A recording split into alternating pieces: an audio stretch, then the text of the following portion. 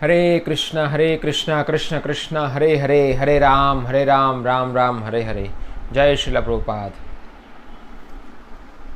तो लोग भौतिक सुख प्राप्त करने के लिए बहुत मेहनत करते हैं और भौतिक सुख प्राप्त करने के लिए उनको आध्यात्मिक जीवन कड़वा लगता है। इसलिए वो लोग भगवान को छोड़कर भौतिक सुख सुविधा प्राप्त करने के पीछे दिन भर पूरा जीवन भागते रहते हैं, मगर हम देखते हैं तब भी उनके हाथ में कोई सुख शांति नहीं आती। जिस प्रकार हम समझ सकते हैं एक उदाहरण से कि सूर्य का प्रकाश, जैसे हम लोग जहाँ पर सूर्य दिख रहा है उसके सामने हम खड़े रहेंगे, हाँ, विपरीत दिशा में, सूर्य के विपरीत दिशा में अगर हम खड़े रहेंगे तो परछाई, हमारी परछाई कहाँ पर होगी? आगे। सूर्य का प्रकाश और हम उसके विपरीत दिशा में खड़े हैं तो हमारा जो परछाई है सामने गिरेगा। तो जब परछाई सामने गिरती है तो हम जितना भी प्रयास करें परछाई को पकड़ने का, मगर हम परछाई को पकड़ पाएंगे नहीं। इसी प्रकार भगवान को छोड़कर भौतिक सुख सुविधा के पीछे भागना, ये एक प्रकार का इस उदाहरण जैसा है कि हमारी परछाई को हम पकड़ पाएंगे नहीं। और भगवान को बिना भूले जीवन जीना, भगवान को हमेशा स्मरण करके जीवन जीना, ये भी एक सूर्य के प्रकाश के उदाहरण के बराबर है। जिस प्रकार सूर्य के सामने हम खड़े रहेंगे, हाँ, फेस टू फेस, तो हमारी परछाई कहाँ पर होगी? पीछे। और जब परछाई पीछे होती है उसका मतलब हम जहाँ चलेंगे परछाई पीछे पीछे आएगी, पकड़ने की ज़रूरत नहीं है। इससे हम समझ सकते हैं कि भगवान को समर्पित करके, भगवान श्री कृष्ण की बात मानकर, भगवद गीता के माध्यम से जीवन जीकर हमें भौतिक सुख सुविधा के पीछे नहीं भागना पड़ेगा, बल्कि भौतिक सुख सुविधा हमारे पीछे भागेगी। जिस प्रकार परछाई हमारे पीछे पीछे आएगी, इसी प्रकार भौतिक संसार का पूरा सुख हमारे पीछे पीछे आएगा। तो एक बार प्रभुपाद जी न्यूयॉर्क में प्रवचन दे रहे थे और प्रवचन प्रभुपाद का बहुत ही अच्छा था। हमेशा प्रभुपाद के प्रवचन, कभी ऐसा हम नहीं कहते कि बहुत अच्छा था, यानी प्रभुपाद के प्रवचन बहुत ही अच्छे होते हैं, मगर कई बार बहुत अच्छे होते हैं। हाँ, कभी प्रभुपाद के प्रवचन बुरे होते नहीं हैं। बुरा तो उसको लगता है जो व्यक्ति खुद बुरा होता है।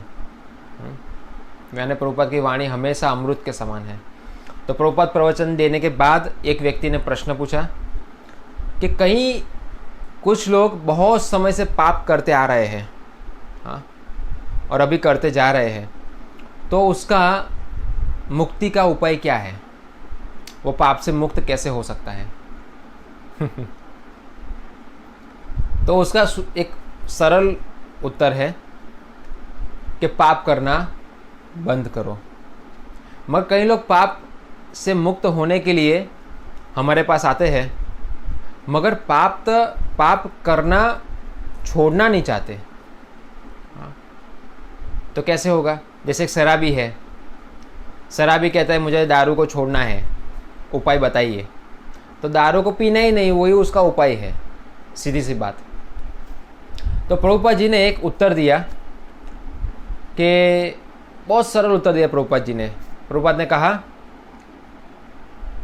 पाप से मुक्त होने का एक ही रास्ता है, हमारे साथ आके रहो। प्रभुपाद ने कहा हमारे साथ आके रहो।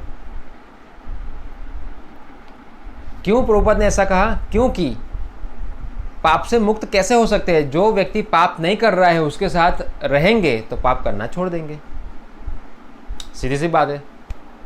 तो प्रभुपाद ने कहा हमारे साथ आके रहो, उसका मतलब कि प्रभुपाद इस्कॉन के अंदर प्रभुपाद ने नियम बनाए हैं कि सुबह मंगला आरती में उठना, भगवान के नाम का 2 घंटा जप करना, फिर 7:30 बजे दर्शन आरती, गुरु पूजा करना, भगवान श्री कृष्ण का उच्चिष्ट जो प्रसाद है वही लेना, बाहर का कुछ खाना नहीं है। हाँ, मांसाहार, नशा, व्यभिचार और जुआ कुछ करना नहीं है, समझे ना। एकदम सतोगुण जैसा जीवन जीना है। भगवान के नाम का प्रचार करना है, भगवान के बारे में सुनना है, भगवान के बारे में बोलना है, भगवान की सेवा करनी है, भक्तों की सेवा करनी है। बस अगर ऐसे वातावरण में हम रहेंगे तो पाप कैसे हो सकते हैं? संभव ही नहीं है। तो प्रभुपाद ने इसलिए उसको इस प्रकार उत्तर दिया। प्रभुपाद ने कहा कि तुम हमारे साथ आके रहो, यहाँ पर आपको कृष्ण प्रसाद मिलेगा स्वादिष्ट, यहाँ पर रहने के लिए घर मिलेगा, समझे ना। और हमारा जो दर्शन है अंतर्राष्ट्रीय कृष्ण भाव संघ जो इस्कॉन, जो वैदिक शास्त्रों को, वैदिक कल्चर को लेके सभी शिक्षाओं को समझाता है, तत्व ज्ञान के साथ, लॉजिक के साथ, इतना अच्छा दर्शन मिलेगा। प्लस भगवान इतने सुंदर है, भगवान के विग्रह के दर्शन करेंगे, उनकी सेवा करेंगे। हाँ, तो कितना सुंदर आँखों को देखना मिल रहा है, कानों को कितना सुंदर सुनना मिल रहा है, भगवान का नाम, भगवान की कथा। हाँ, अपनी जिह्वा को भगवान का प्रसाद, भगवान का नाम बोलना मिल रहा है, हाथों को, पैरों को भगवान की सेवा करने का मिल रहा है। हाँ, तो भौतिक संसार में भी हम खाने पीने सोने के लिए तो प्रयास कर रहे हैं, वो सभी चीज़ हमें भक्तिमय जीवन में सब कुछ उपलब्धि है, वो तो बाई प्रोडक्ट है। भगवान की सेवा करने से ये सब कुछ हमें अपने आप मिल जाता है। जिस प्रकार मैंने आपको बताया कि परछाई पीछे, सूर्य के सामने अगर हम खड़े रहेंगे तो परछाई पीछे होगी, यानी उसका मतलब कि भगवान की सेवा करेंगे तो सब कुछ पीछे पीछे आएगा। अच्छी लड़की चाहिए, विवाह करना है, तो आपको यहाँ पर सुशिक्षित, हाँ, चरित्रवान लड़की भी मिल जाएगी जो आपको जीवन में हमेशा साथ दे, आपकी बात माने, हाँ, आपके साथ भगवान श्री कृष्ण की भक्ति करे। हाँ, ऐसी उच्च विचार वाली स्त्री भी आपको मिल जाएगी। देखिए, तो क्या कठिनाई है? कोई कठिनाई नहीं है, मगर हम विनम्र होना नहीं चाहते, हम अहंकार से मुक्त होना नहीं चाहते। भगवान की शरणागति कौन लेता है?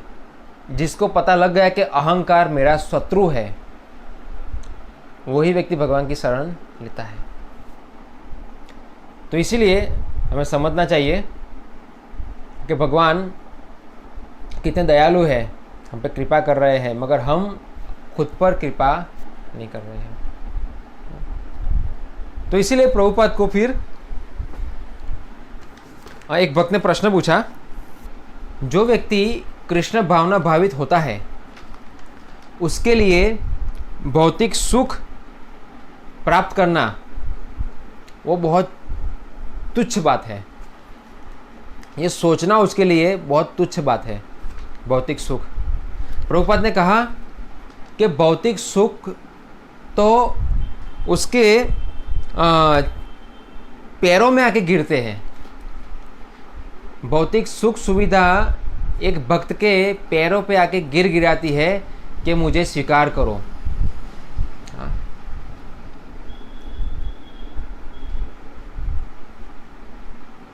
देखिए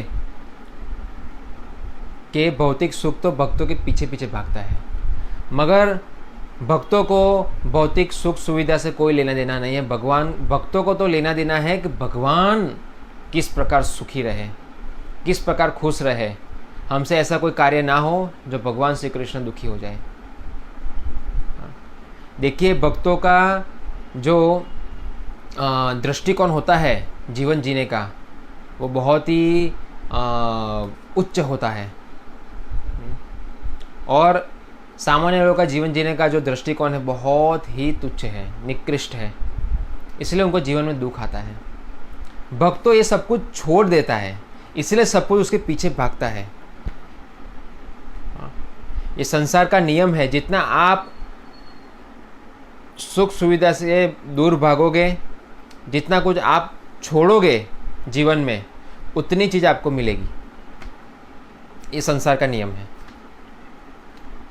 तो इसलिए भक्त कभी भी भौतिक चीज़ों के लिए भगवान के पास नहीं जाता।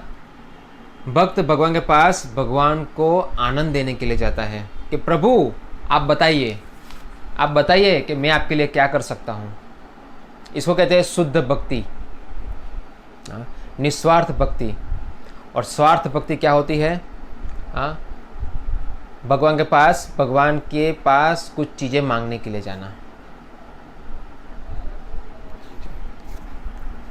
भगवान ही मिल गए तो फिर क्या चीज़ बाकी रह गई? भगवान से क्या कोई चीज़ बड़ी है? हमारी सोच कितनी छोटी है। भगवान के पास भगवान के लिए जाया जाता है।